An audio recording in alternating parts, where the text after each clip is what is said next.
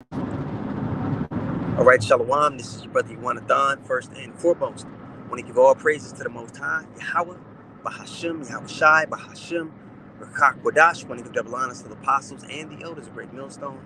And I want to say Shalom to all the brothers and, of course, the few sisters who are pursuing this truth in sincerity. All right, may the blessing of election be upon your house.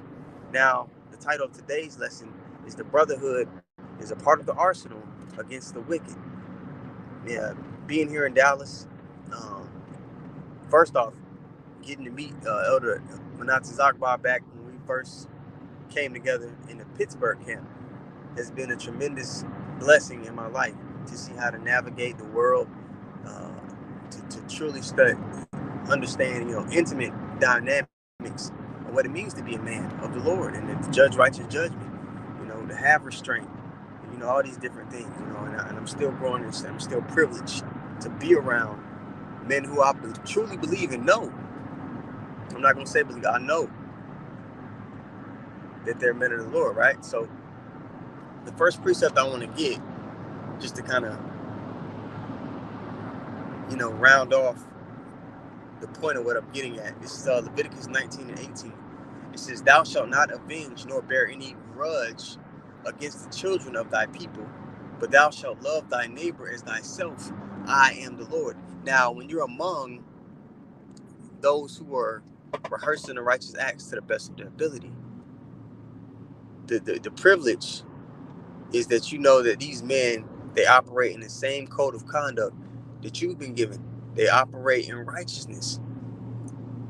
So the closest thing to trusting anybody in this world is somebody who's following the ways of Yahweh Shem Yahweh Shai.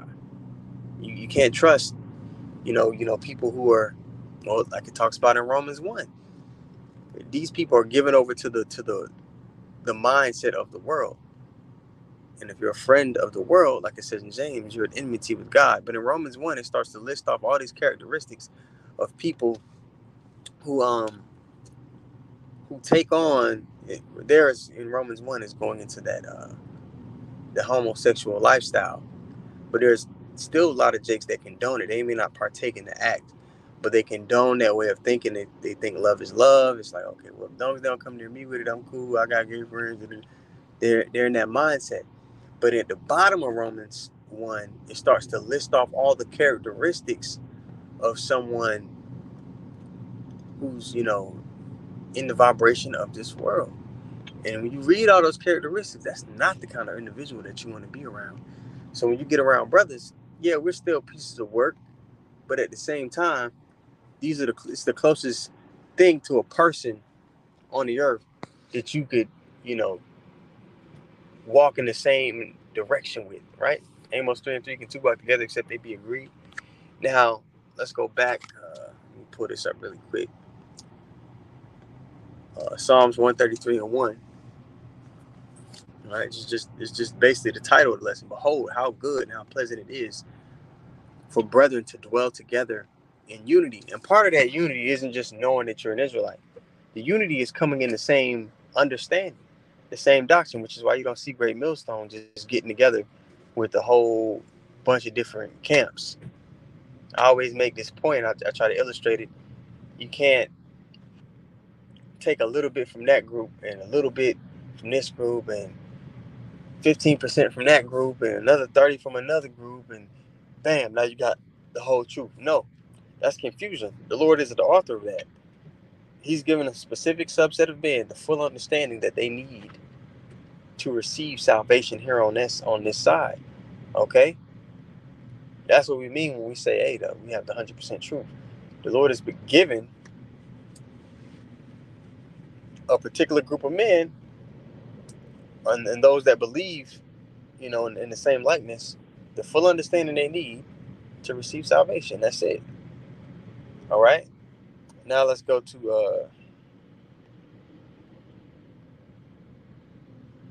Ecclesiastes, the 4th chapter, and the 10th verse. All right? It says, "For if they fall, the one will lift up his fellow." Now, when you get that word, "will lift up," it says to arise, to maintain oneself, to establish, to be confirmed, stand, to be fixed. So you have men that around you that are solid, who are fixed in a position. They're not constantly changing and doing something else. No, they have a particular way about them, and they hold fast to that. Lord willing, we hold fast to it the whole way through. But this is why you could take a brother from any great millstone camp and you could plant him with the brother with the camp in a different side of the country. All these men from different walks of life, different vernaculars, different temperaments, and they can all have the same mind. Because we all have the same judgment. We're all fixed in a particular mindset, in a particular way. And that's not going to change. All right? Yep, to raise up. All right? Yep. To cause a stand, set, station, established. To make binding. All right? Dope.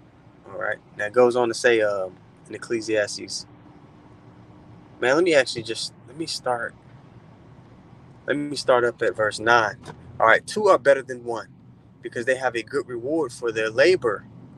For if they fall, the one will lift up his fellow. But woe to him that is alone when he falleth, for he hath not another to help him up. Again, if two lie together, and they have heat, but how can one be warm alone? And if one prevail against him, two shall withstand him. And a threefold cord is not quickly broken. So we all have, you're going to have moments of weakness in this flesh. But when you're a part of a body, when you have the privilege of being part of a brotherhood, those moments of weakness can be covered. Like in sports. Say, I use basketball since I know ball, right? Say you got particular guys who are great offensive players, and they're engines for their teams offensively. But their liability, it may be a bit of liability on defense at times, but you can put pieces around them to where their weaknesses can be hid within the flow of the game, to where the things that they're not strong at, that's another brother's strength, and it could almost cancel out that brother's weakness. When you're a part of a brotherhood, that takes